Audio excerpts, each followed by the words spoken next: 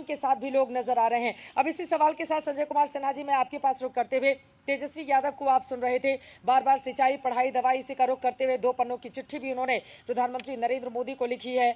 इस जेस्चर के साथ वो सामने जा रहे हैं और उनकी ओर से ये भी बार बार संकेत दिया जा रहा है कि जाति पाति से ऊपर उठकर इस बार की जनता वोट करेगी। आपको लग रहा है कि इस तरह की स्थिति है क्या बिहार में? जाति के ऊपर तो बिहार की राजनीति मानी ही नहीं जाती है कि मतदाता या फिर जो पार्टियां हैं वो इसके ऊपर सोच पाए। देखिए, मुझको लगता है बातें तो हो रही है जैसे रोजगार की और बड़े बड़े मुद्दे, हाँ। मगर उसके जड़ में अभी भी कहीं न कहीं वो जातीयता ही है। और सभी राजनीतिक दल देखे, चाहे तो उम्मीदवार का चयन में अब देखेंगे, जाति समीकरण को देखते हुए उम्मीदवार को टिकट दिया गया है। तो वो जो जातीयता है वो यहाँ के राजनीति के जड़ में है। तो इस बार के भी चुनाव में वो जातीयता साफ दिख रही है। और आज राजद अगर सत्ता में आने का दम भर रही है तो वो मेरे ख्याल से अपने पुराने MY जो समीकरण है, हाँ। जो लालू यादव के समय से MY समीकरण को माना जाता था, उस MY समीकरण के आधार पर ही उनको लगता है कि वो सत्ता में आ सकते हैं। और सही में MY का कुछ तो रुझान उनके तरफ जरूर नजर आ रहा है। मगर देखिए, एक दूसरी बात है, जहां हम लोग बात कर रहे हैं NDA का खेल बिगाड़ने के लिए चिराग पासवान जैसे हैं, वैसे महागठबंधन का खेल बिगाड़ने के लिए ओवैसी, उपेंद्र कुशवाहा और पप्पू यादव की भी पार्टी है, जो कहीं न कहीं से महागठबंधन के वोट पर ही चोट मार रहा है।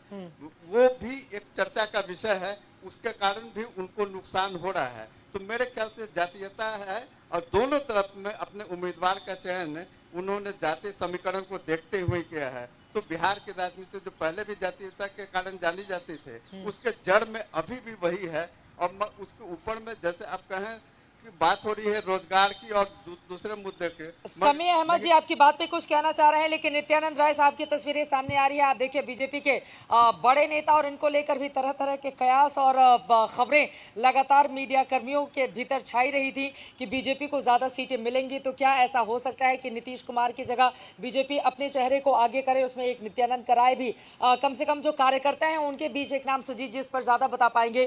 इस तरह के कयास लगातार लगते रहे हैं और नित्यानंद राय वोट डालने के लिए पहुंचे हैं। इन कयासों को लेकर जो बाजार घर में, सुजीत जी मैं चाहूंगी इस पर थोड़ी टिप्पणी आपकी। देखिए, नित्यानंद राय को बीजेपी के कार्यकर्ता जरूर चेहरा मानते हैं, हाँ। लेकिन आप देखिएगा कि बीजेपी का जो शीर्ष नेतृत्व है वो लगातार इस बात को कह रहा है कि सीट चाहे जितनी भी आए, मुख्यमंत्री नीतीश कुमार ही बनेगा अगर बहुमत आया तो ऐसी परिस्थिति में दूसरे की चर्चा करना या ये करना तो उचित नहीं होगा। लेकिन मुझे जहाँ तक लगता है कि अगर बहुत ज़्यादा अंतर सीटों का आ जाता है, ख़ासतौर पर बीजेपी और जेडीयू के सीटों में काफ़ी अंतर होता है, तो ऐसी परिस्थिति में अगर जेडीयू को काफ़ी कम सीटें आती हैं, जैसा कि लोग बता रहे हैं कि एलजेपी की वजह से नुकसान हो रहा है। हालांकि ये पहले दौर की बातचीत, पहले दौर के मतदान में ये बातें सामने आई थी कि बहुत ज़्यादा नुकसान पहले दौर में एलजेपी ने पहुँचाया था। लेकिन दूसरे दौर के चुनाव प्रचार को आप अगर देखें तो एलजेपी का बहुत हद तक लोगों ने एक हम कह सकते हैं कि बहुत सारी चीज़ें सामने आई हैं, जैसे कि राघोपुर का जो मामला है जिसमें तेजस्वी को फ़ायदा, ऐसा एक संदेश जाता है कि फ़ायदा पहुंचाने के लिए एक उम्मीदवार खड़ा कर दिया गया है। तो केवल जेडीयू के खिलाफ ही नहीं है, तो ये संदेश जाने से थोड़ी बहुत जो वोटों का जो नुकसान हो रहा